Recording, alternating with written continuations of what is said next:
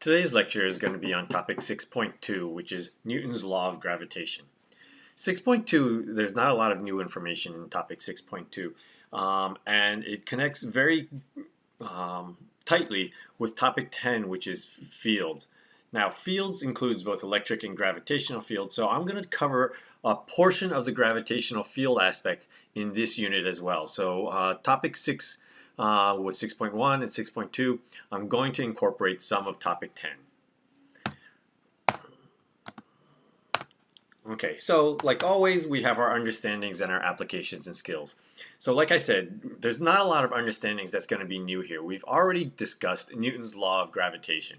That's just going to be the gravitational force between two planetary objects is gmm over r squared. Gravitational field strength, we also covered last year, and that's little g, okay? Or it's going to be just gm over r squared. In terms of applications and skills, we're going to have to realize that the gravitational force is what causes the planets to move in a circle. So we're going to reuse what we've covered in Centripetal to do some analysis in this unit. We're going to also apply Newton's law of gravitation, basically to objects moving in a circular orbit, not just planets, but satellites and other objects like that. Obviously we'll have to solve problems using force and speed and period, and so we'll incorporate all of that. Okay. On the bottom here, applications and skills, you will also need to determine the resultant gravitational field strength due to two bodies. Gravitational field, just like the electric field, superimposes upon each other. So when there are multiple bodies involved, we're going to have to incorporate all of those gravitational fields into one net gravitational field. Okay, in terms of formulas, there aren't any, so again, this is very slim. So you may be wondering why I don't even have gmm over r squared, but we don't. That doesn't show up until topic 10. So Newton's law of gravitation should be extended to spherical masses. Guidance, so we'll talk about that stuff. The last one is kind of important because when we do the net gravitational field, we're going to be limited to, again, to one dimension, similar to what we had on conservation of momentum. We're again just going to be one dimensional on our gravitational field, at least calculation wise. Qualitatively, you may have to do two-dimensional. Okay. So topic 10.1 gets into gravitational fields, what those field lines look like if I have to draw them, and gravitational potential. I'm not really going to get into gravitational potential at this point because I'm going to save that until we talk about electric potential. So I listed here only as the part of topic 10.1 that affects with relation to gravity. We do have one formula in here that basically says the work in moving a mass in a gravitational field is going to be equal to that mass times the change in gravitational potential. Again, we're not really going to get much into gravitational potential, so I'm pushing that off until I talk about that in topic 10. Okay. In topic 10.2, we start talking about escape speed and potential energy, orbital motion, and the forces in inverse square law behavior. So we're going to have to be able to solve problems involving escape speed and calculating orbital speeds and stuff like that. And this is where we have all the formulas, okay? The gravitational potential is that first one. We're not going to be using that. Gravitational field is the second one. G is equal to negative delta VG over delta R. Because I'm not doing gravitational potential, we're going to be using lowercase g, gravitational field, in a slightly different format. Potential energy is going to be given as not really going to get into that too much. We're not going to get into the energy aspect in great detail at this point. The force of gravity is given here. That's gmm over r squared. Escape velocity is going to be square root of 2 gm over r, and orbital speed is going to be gm over r. Okay, so we're going to be looking at those in a little more detail in the next lecture. For now, we're going to basically be looking at gravity as a centripetal force. Okay, it's the force that makes the planets orbit the sun. It's the force that makes the moon orbit the Earth. Okay, and it first started out as a thought question from Newton. Okay, if he gets to the top of a mountain and shoots something, we're all familiar with the fact that projectiles go on a parabola. Well, what happens if I shoot it faster and faster and faster? Okay, the Earth is not really flat, even though most of the times we model it as flat for the projectile analysis that we do. Really large artillery shells that can shoot over the horizon actually need to take the curvature of the Earth into account. Okay, so in this case, as it goes more and more parabolic, okay, as it goes more and more around the Earth, at some point you do reach a velocity for that initial velocity that sends it all the way around in an orbit. Again, we have to ignore air resistance. Okay. So after much study and calculation, Newton came up with his law of universal gravitation, okay, which says the force of gravity between two masses is going to be equal to this capital G mm over r squared. I use capital M to represent the larger mass and lowercase m to represent the smaller mass. In some cases it's m1, m2, when the two masses are about equivalent, but it's just easier for me to say mm r over r squared. So Newton's basically, when he wrote in his Principia, he basically said that the force is proportional to the product of the two masses and inversely proportional to the square of the distance between the two masses. He did not actually calculate or determine what G was. Okay, by saying proportional, he's basically saying, I don't know what G is, but I know there's a relationship. G was found a little bit later by Lord Cavendish in his famous experiment.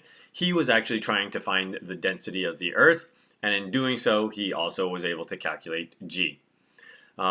So the distance r that we use there, r squared, is going to be the distances between the center of masses of the object, or the center of the planets.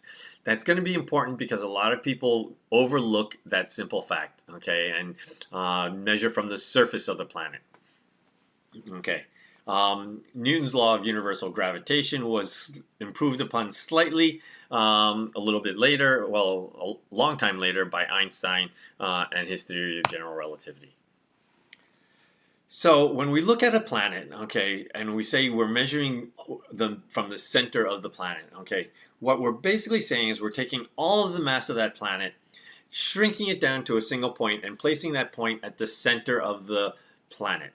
Okay, as long as I am measuring at a distance greater than the radius of the planet, this concentration of mass is perfectly okay. And so that's what we're going to model all of our planets as. Okay, basically a point object with all of the mass centered just at the center of the planet. Okay, so again, the warning here is pay attention to whether they're giving you altitude or distance from the center or distance from the surface. Okay, because we must be working with distance from the center. Okay, that brings us to Kepler's three laws. Okay, you do need to memorize these three laws just like you need to memorize Newton's three laws.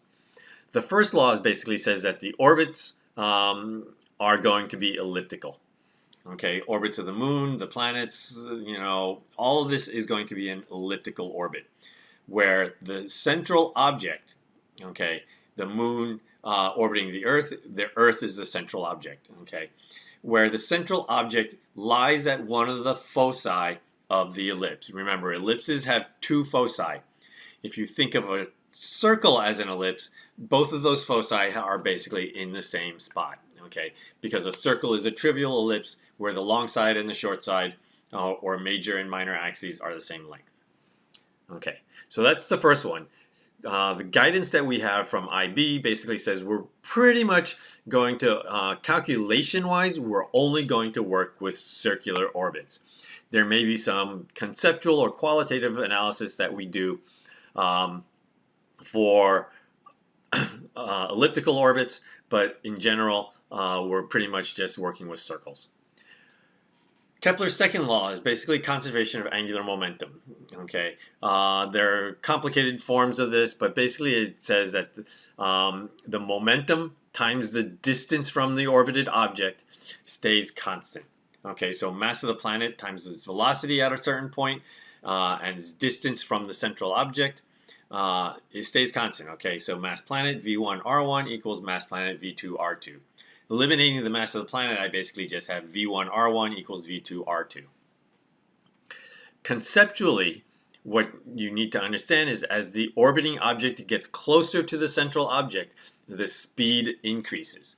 Okay, so if you think of the comets that have very elliptical orbits, as those comets approach the sun, they get faster and faster and faster, and then they slingshot around the sun and then go back out on their elliptical orbit. Okay, and then they take forever in their elliptical orbit because as they get farther and farther away, out past Pluto, they're going really, really, really slowly. Okay, so that's what the conservation of angular momentum is. I usually simplify it and say closer, faster, farther, slower. Okay. The third one is the law of periods. Okay, and it basically says for everything that orbits a central object, okay, the period squared over that object's radius cubed is going to equal this constant called, which calculates out to be 4 pi squared over g, that's 6.67 times 10 to the minus 11, times the mass of the central object. Okay, and so whether it's Mercury, Venus, Earth, Mars, okay, RT squared over R cubed is going to be this constant which is 4 pi squared divided by g divided by the mass of the sun. Okay, for my students, okay, this is the dog over Gina Mitchell equation because 4 pi squared kind of had the shape of a dog, and it started out as being a GM truck, and some students changed it to Gina Mitchell, and so that kind of stuck. Drawing gravitational field lines, okay. Close to the surface of the Earth, the gravitational field is pretty much uniform. It just goes down with a strength of 9.8. Okay. As we move out, it gets this, radial look that kind of looks like, what we had for an electron. Okay, where all the field lines, gravitational field lines in this case, end up pointing at the Earth. Okay, so this is going to be true with every single mass. So if you think of that, there's another moon out there and it has field lines pointing at it. Okay, and notice there are arrows, so the gravitational field is going to be a vector. The direction is basically just towards the center of the planet or towards the center of the mass. Okay, the magnitude of that gravitational field is going to be given by this formula. Okay, one of the definitions of the gravitational field is that the strength of the gravitational field at any point is basically the gravitational force per unit mass out there. Okay, or basically G, which is what we use for gravitational field, is going to equal the gravitational force divided by the mass that force is acting upon. So if I replace F with Newton's law, okay, remember F is gmm over r squared, okay, and so when I replace that, I end up with the gravitational field being simply gm over r squared. You do not have this formula, okay? This is one that you'll basically have to derive on your own or simply memorize. Again, remember that r is calculated from the center of the object. So here's an example, okay? The radius of the Earth is roughly 6,400 kilometers. The mass of the Earth is roughly 6.0 times 10 to the 24th kilograms. Calculate the gravitational field strength at the International Space Station, which has an altitude of roughly 350 kilometers. Okay, first off, notice that it has kilometers, which I need to change to meters.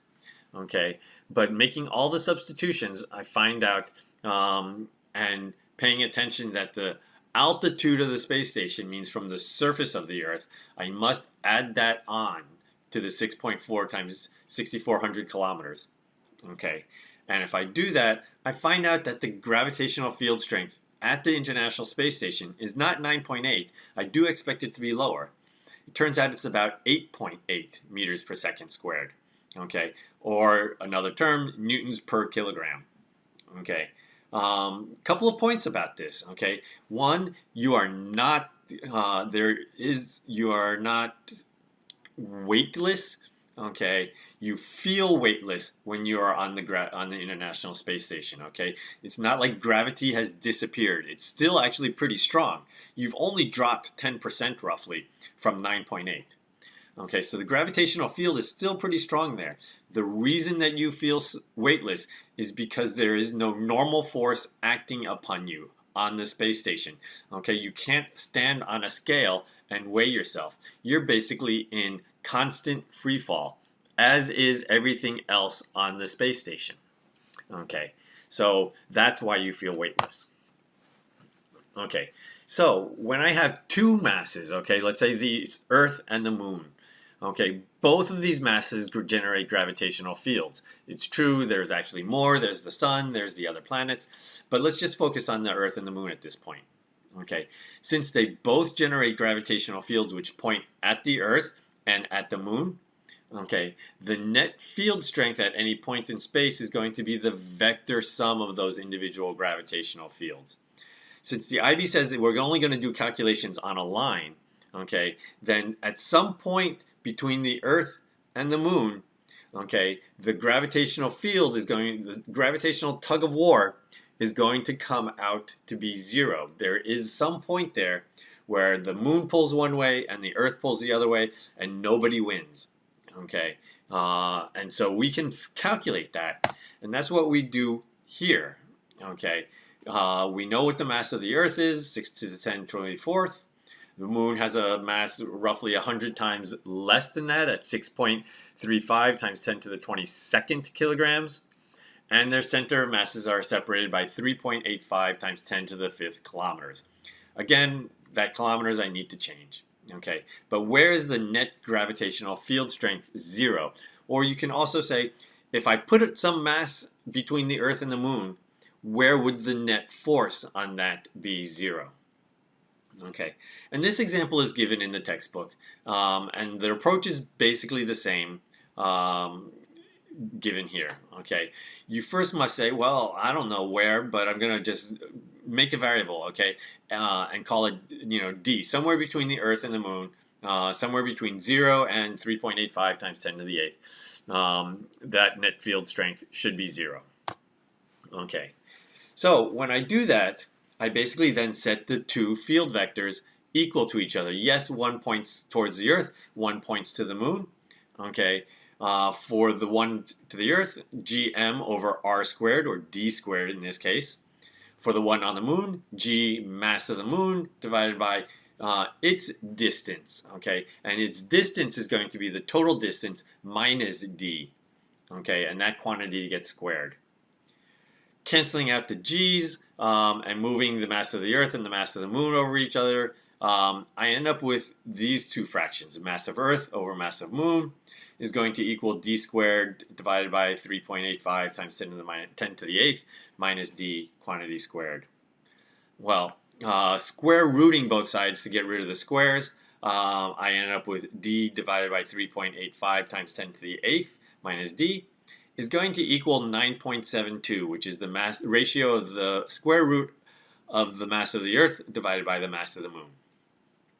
Okay, doing a little bit of algebra, basically multiplying both sides to get rid of the fraction, I end up with the following equation, and solving that, I find that the D, or the location where the gravitational field from the Earth and the Moon balance, turns out to be about 3.49 times 10 to the 8th meters from Earth, because I decided that Earth was going to be 0, somewhere about 3.5 times 10 to the 5th kilometers from Earth, very close to the Moon, yes, okay, but somewhere very close to the Moon is where we have that balance of gravitational fields, okay?